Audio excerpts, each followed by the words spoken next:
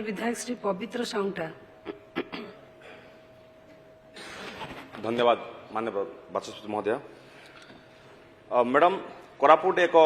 आदिवासी अधिष्ठित अंचल जिला मध्य मैडम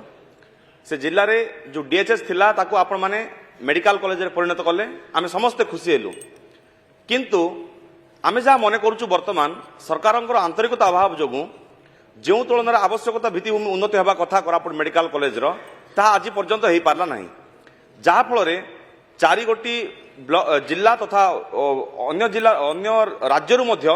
चिकित्सा पेसेंट आसुचंती किंतु आवश्यक भित्तिभूमि आवश्यक डाक्तर एवं तार सब प्रकार व्यवस्था नथिबा कारणरू समस्ते प्रत्येक दिन हैरान होउचंती। तो कहीं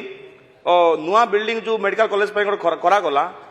तार संपूर्ण व्यवस्था न होणु तरबरिया भाव में कहीं प्रधान मुख्यमंत्री एवं स्वास्थ्य मंत्री आसी उद्घाटन कले तेणु आम अनुरोध करुचु मैडम संपूर्ण भाव में से मेडिकल कॉलेज को फुल प्लेस फंक्शन करेंगे कि एवं नूतन बिल्डिंग रे सब प्रकार व्यवस्था करेंगे कि तत्सहित वर्तमान जो डीएचएच अच्छी सेठी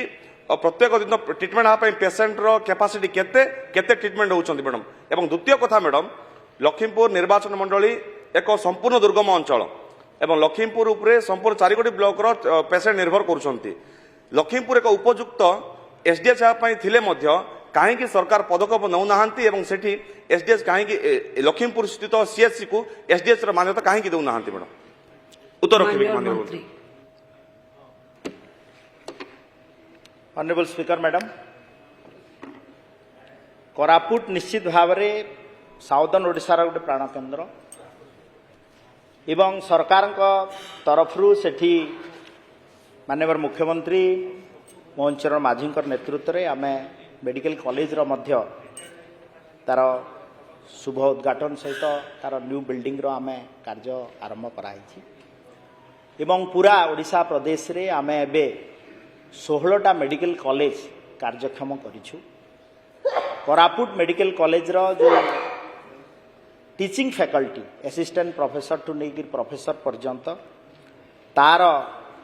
निश्चित भाव में आवश्यकता अनुसार कम अच्छी ताकू पूरण करने आम सरकार तरफरू एबे रिसेंटली एडवर्टाइजमेंट रो व्यवस्था मध्य हेछि एवं बहुत जल्दी डॉक्टर्स एवं स्पेशलिस्ट मध्य कोरापुट को आसिबे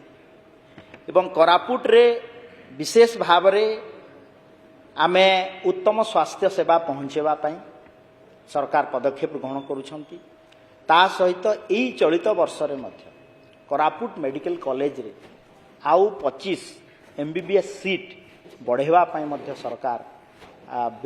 व्यवस्था करुछंती। ता सहित पीएससी रु सीएससी को एवं सीएससी रु एसडीएच को करने एवं लक्ष्मीपुर सीएससी को एसडीएच करने जो कथा निर्दिष्ट भाव में प्रस्ताव रखिछंती एथिरे आमर आईपीएचएस नॉर्म 2022 अनुसार आम सरकार को एबे आवश्यकता दृष्टि जेहेतु आमर डॉक्टर्स एवं पैरामेडिकल स्टाफ रो शॉर्टेज अच्छी ताकू आमे जेतेबेले आमर डॉक्टर्स एवं पैरामेडिकल स्टाफ रो टिके बेसिक लिमिट को पहुँचे निश्चित भाव में बहुत गृह रे बहुत विधायक प्रश्न आसे पीएससी को सीएससी करा जाए एवं सीएससी को एसडीएच करा जाए ताकू गुरुतर सहित नियाजिबो डॉक्टर एवं पैरामेडिकल स्टाफ रो जेतेबेले मिनिमम आईपीएचएस नॉर्म 2022 हो जिवो तापरे आमे आगामी दिन में कार्यक्रम ग्रहण करिवु एवं तांकर निर्दिष्ट लक्ष्मीपुर को सीएससी को एसडीएच करने सरकार व्यवस्था ग्रहण करें।